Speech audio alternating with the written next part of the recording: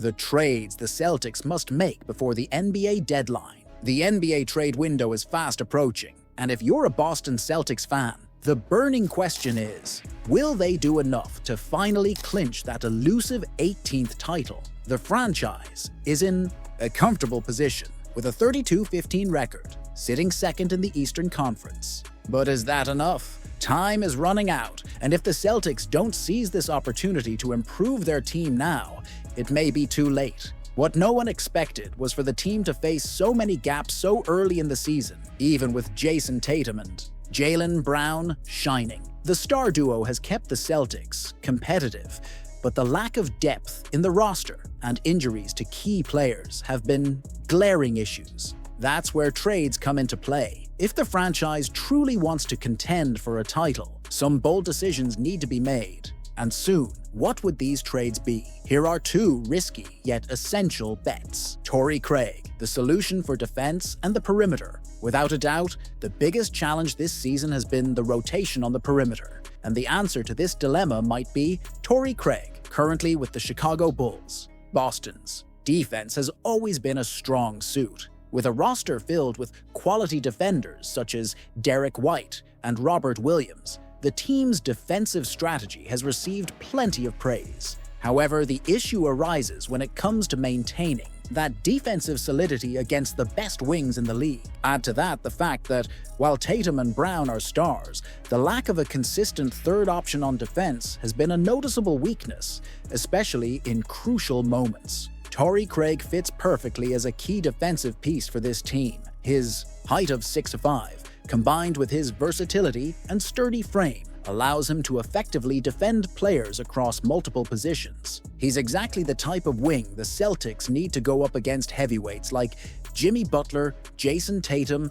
and other explosive names that Boston will face in the playoffs. Craig isn't a passive defender. He plays with intensity, provides constant energy, and most importantly, is committed on every possession. And that's something you can't underestimate. In terms of experience, Craig not only brings a formidable physical presence to the court, but also a winning mentality. His time with the Milwaukee Bucks during their 20-21 championship run is invaluable. The knowledge and mental toughness he gained during high-pressure moments in the playoffs are priceless. What could be a lost piece for a less ambitious team could be the key for the Celtics to solidify their defense even further and prepare mentally for the postseason battles. However, like everything in the NBA, there's a but. Craig has dealt with injuries and an inconsistent role to start this season, which naturally raises questions. Could he seamlessly integrate into the Celtics system and make an immediate impact,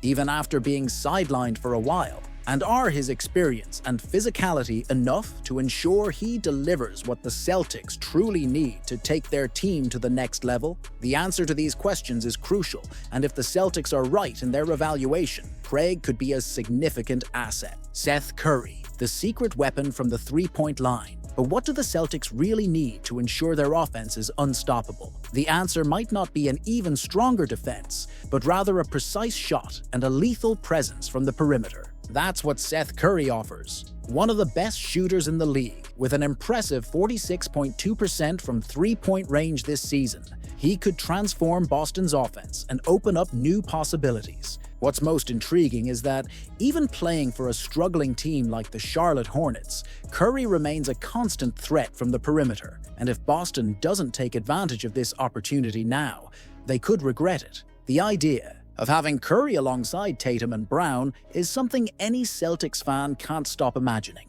The dynamics of the team would change completely. With the defense focused on the two stars, Curry would have more than enough space to do what he does best: knock down three-pointers with deadly precision. Imagine Tatum and Brown collapsing the defense and passing the ball to Curry, uncontested, ready to sink another three. This kind of magnetism in the offense can throw any team off balance. But Curry isn't just an elite shooter. He also brings with him playoff experience that could make all the difference in crucial moments. Although he's 34 years old and past his prime, his history in big games shouldn't be underestimated. He may not be the youngest piece, but his ability to create his own shot and position himself in high-pressure situations brings Boston a reliable option in those decisive moments. Still, the big question remains. Would the Celtics have the guts to part with young pieces like Sam Hauser or Jaden Springer to bring in a veteran like Curry? That's the risky bet the Celtics would need to make. Hauser, while promising, hasn't shown the same consistency as Curry, and the window to maximize Tatum and Brown's prime is closing fast. With the title, chances so tangible, will Boston wait another year, or will they make the decisive move that could define the season? Could the future of the Celtics depend on a quiet trade? The Boston Celtics are a well-oiled machine, with a roster filled with superstars like Jayson Tatum and Jaylen Brown.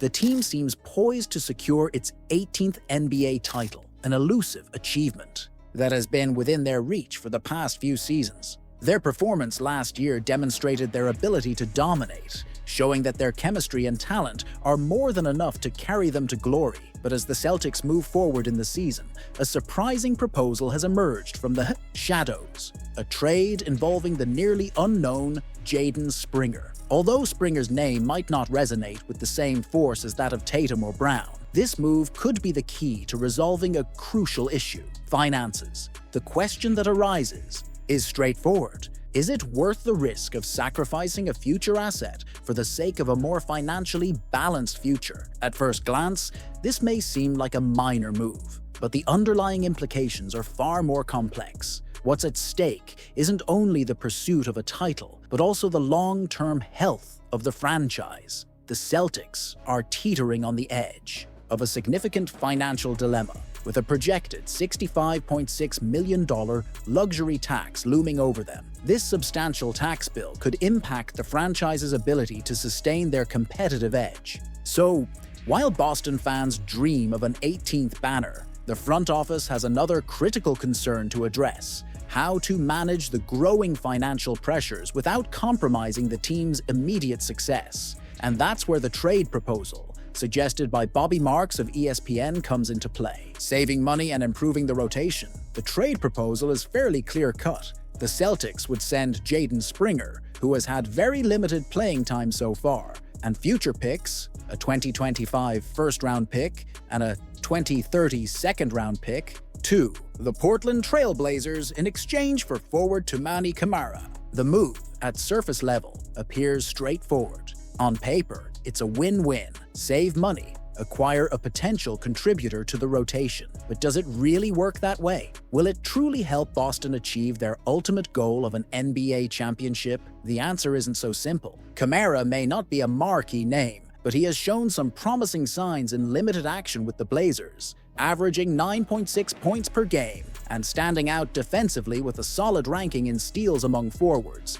He presents himself as a low-cost player who could provide solid depth to Boston's rotation. At just $2.2 million, Camara's contract is not guaranteed for next season, so the Celtics aren't tied to him if the experiment fails. This relatively small contract provides financial relief, which would help offset the looming luxury tax payments, and could still bolster a key area of Boston's lineup: defense. Boston's defense has been a highlight for several seasons now, with players like Derek White, Marcus Smart, and Robert Williams making their mark on that end of the floor. However, depth has been an issue, particularly on the wings. Camara could step into this role, offering flexibility to match up with opposing forwards in high-pressure situations, something that will be crucial as the Celtics approach the postseason. It's hard to overstate the importance of depth on defense in the playoffs, and this is an area where a move like this could pay off down the line. However,